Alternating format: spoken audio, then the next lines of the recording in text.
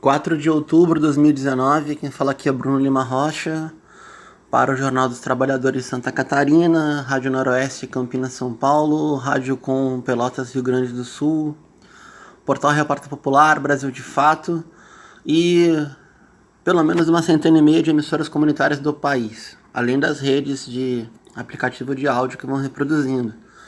Mais uma vez o nosso continente, América Latina e especificamente a América do Sul, nos surpreende essa semana, então vou montar uma coluna em dois pedaços, duas partes, sobre a crise no Equador.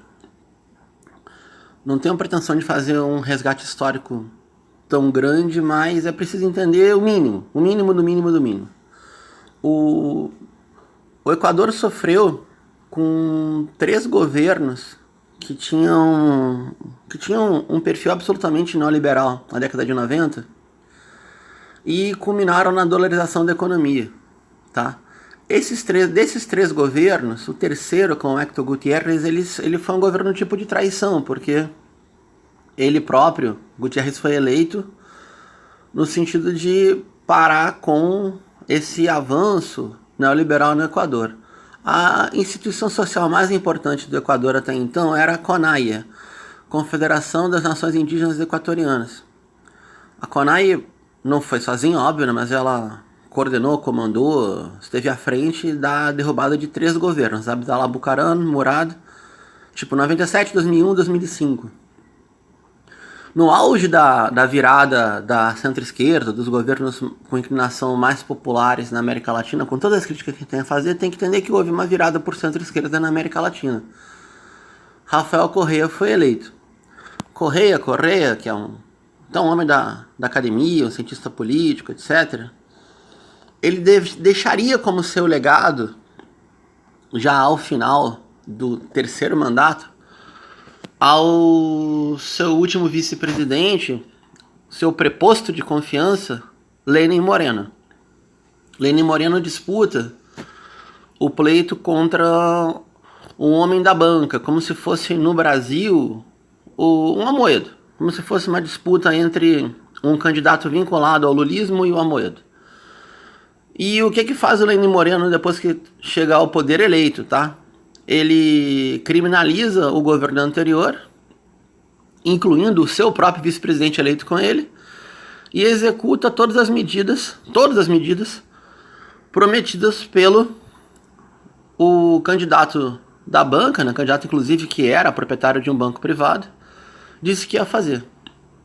É essa situação mais ou menos caótica que se observa no Equador, inclusive, claro, né?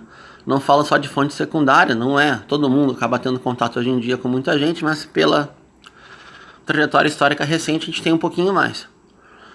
Lenin Moreno, ele é o executor de políticas muito severas de restrição econômica no Equador, sendo que é um país dolarizado e um país que, por sorte, ainda tem movimentos sociais muito fortes, a começar pelo próprio movimento indígena, que não tem mais a pujança das décadas anteriores, mas sempre pode ser um recurso. O estado de exceção, eu li o decreto, acabei de ver, na verdade, antes de gravar essa coluna, ele vai durar por 60 dias. 60 dias conforme a lei equatoriana, dos quais todos os direitos individuais são violáveis. Liberdade de imprensa, direito de comunicação, pode entrar em qualquer casa sem mandado, etc. Quem convocou a greve nacional contra o decreto de Lenin Moreno, que acaba com o subsídio para o diesel e para 2 tipos de combustível derivados de petróleo, 2 tipos de gasolina, foi a Federação Nacional de Transportistas. Tá? Não é um lockout. Antes que alguém já comece, é lockout, é patronal. Não, não é. Não é porque a maioria do transporte privado é feito com poucos veículos com poucos proprietários. Então, tipo, como se fosse uma greve de autônomos do transporte. Mas também atinge a agricultura, já que derivados de diesel e petróleo são importantes para a produção agrícola no país. Mais ou menos isso que está acontecendo desde o decreto de estado de exceção, como resposta a uma greve nacional do transporte no Equador. A gente já volta com a segunda parte da coluna. Obrigado.